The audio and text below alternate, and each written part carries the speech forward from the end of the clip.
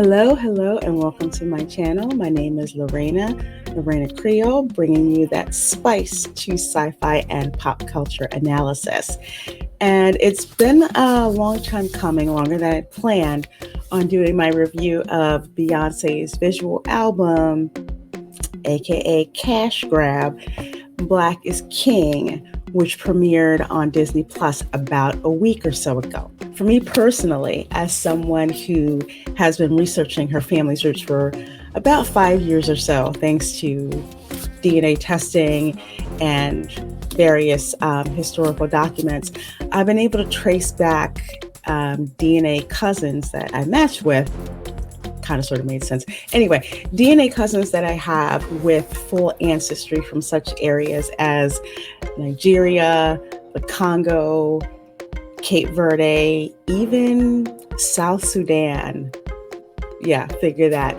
So Black is King is especially exciting for me to view, to see some visuals of African countries, which hopefully I'll be able to visit one day in the future.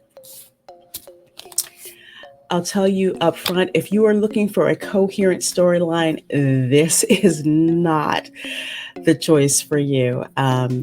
There really isn't one, except for The Lion King 2019 interspersed in between songs. So if a storyline is what keeps you watching, you may want to pick something else.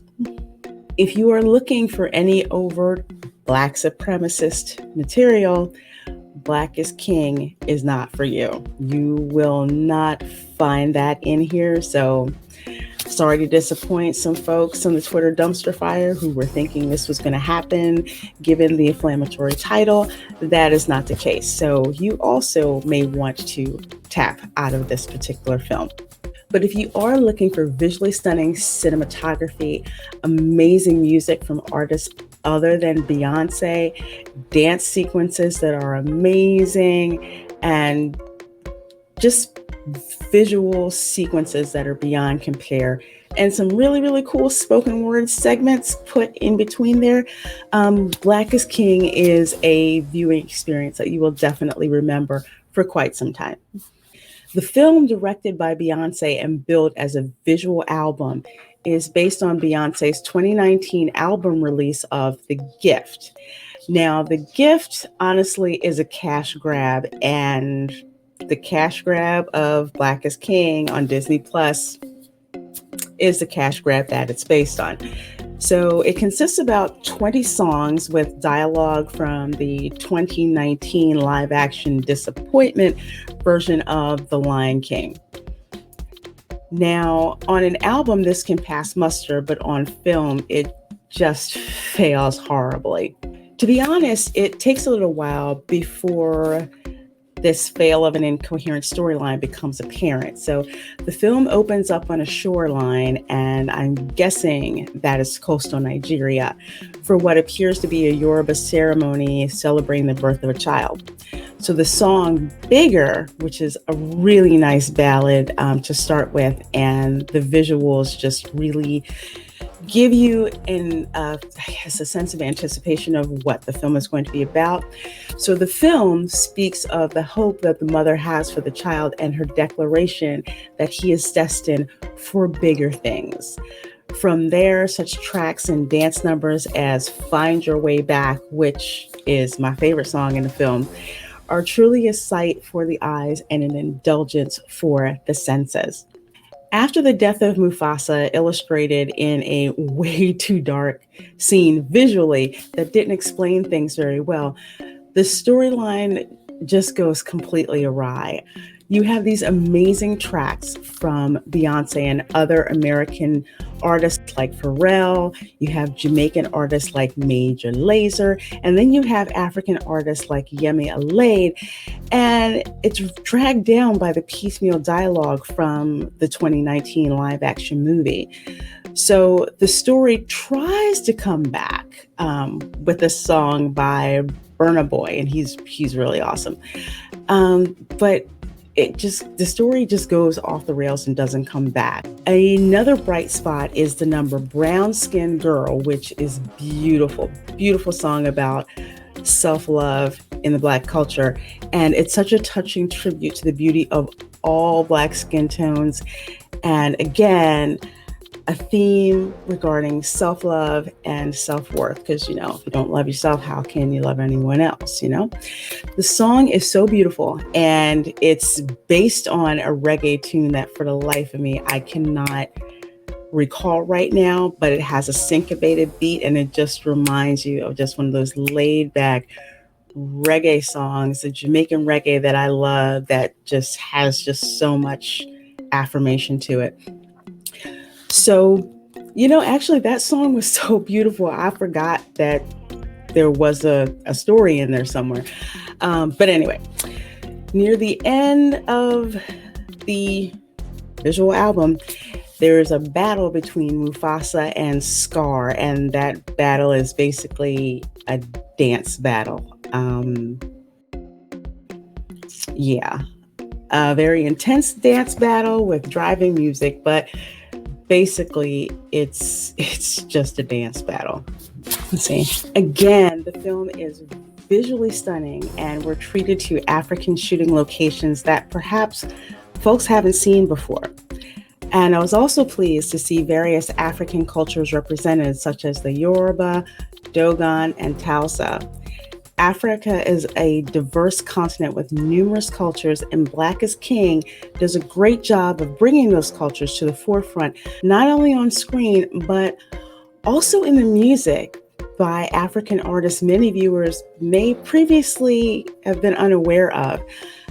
Some of them, again, like Yemi Alade, and I'd heard of, but there were several that I hadn't heard of before. For example, Tiva Savage, Shatta Whale, and again, Burna Boy, which I had never heard of before, and Lord Africana as well. For hearing their music, I immediately had to put them on my playlist in iTunes, and they're probably gonna wind up in my Zumba teaching playlist pretty soon as well.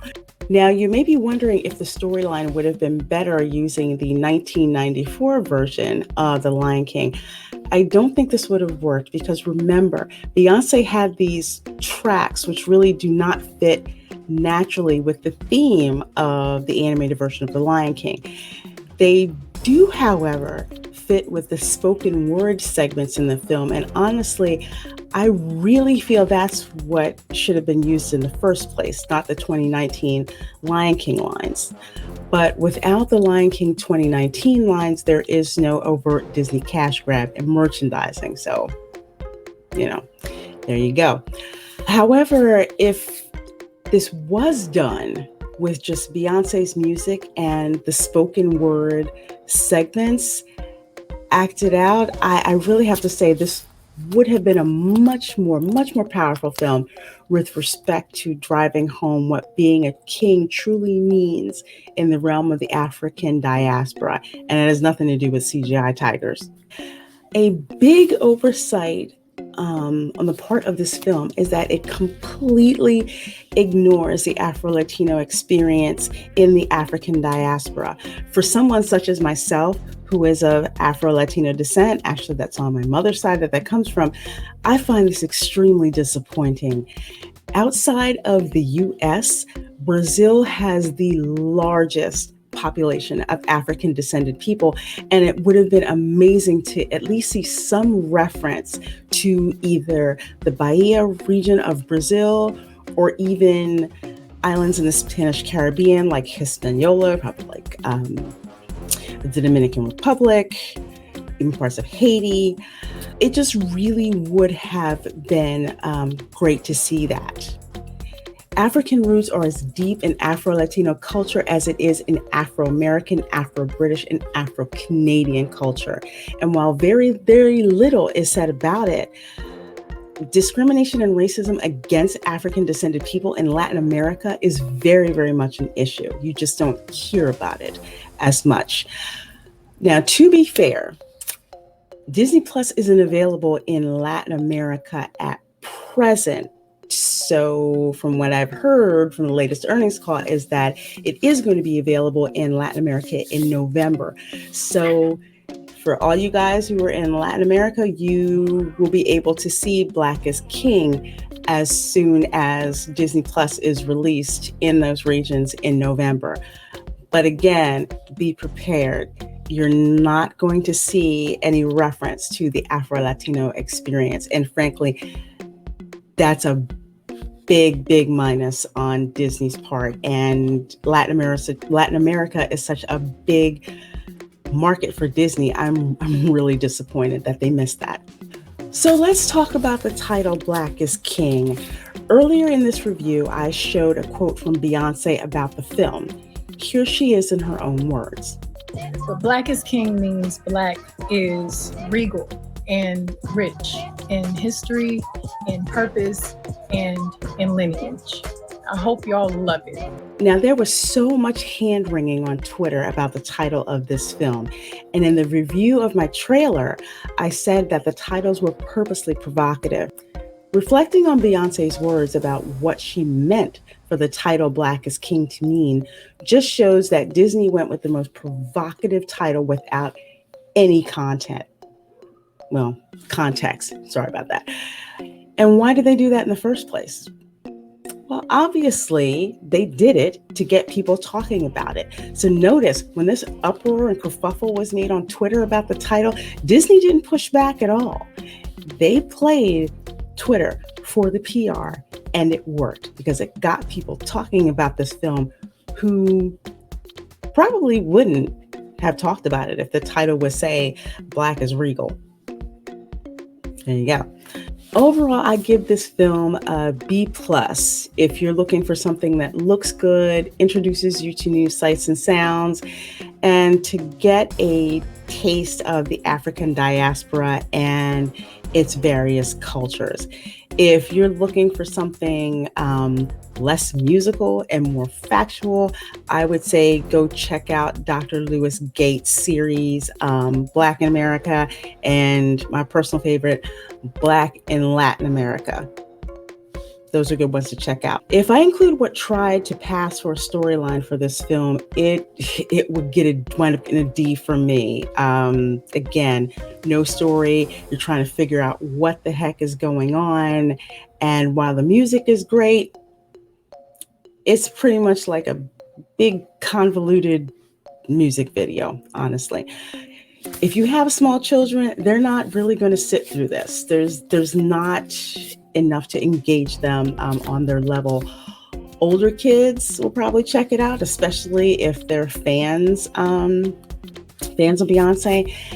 Casual Beyonce fans will probably tune out early from this film, but diehard Bayhive fans will eat this up. Let's face it, they will.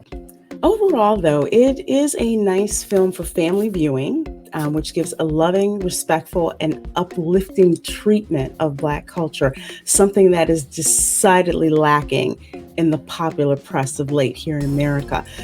I would highly suggest just giving it a popcorn viewing, and when you've had enough, just tap out. So the big question is this film worth getting Disney Plus for if you don't have it? No. If you do not have Disney Plus, do not go out of your way, to see this. Just download the album from 2019 off iTunes and just use your imagination. So if you want to get your hands onto this for viewing, you will need to subscribe to the service. But honestly, I'd say just go here on YouTube and look for the videos for the film, if you're not a Disney Plus subscriber, because frankly, they're just as good. And why shell out the cash if you don't have to? This is not a must-see. It's a nice to see, not a must-see. So that's my spicy take on it. What's your take on Black is King? Have you seen it yet? And if you have, what did you like most about it? And what didn't you like about it? And like me, did you check out those amazing African artists that were on the soundtrack? Let me know in the comments down there below. So again, thank you so much for watching. Please make sure to like and share this video, and also subscribe to my channel as well. And when you subscribe, hit that notification bell so you know when I go live, when I put up new videos, all of that great stuff so you don't miss out. All right, so with that said, remember, never underestimate the power of pop culture. Stay plugged in. Bye.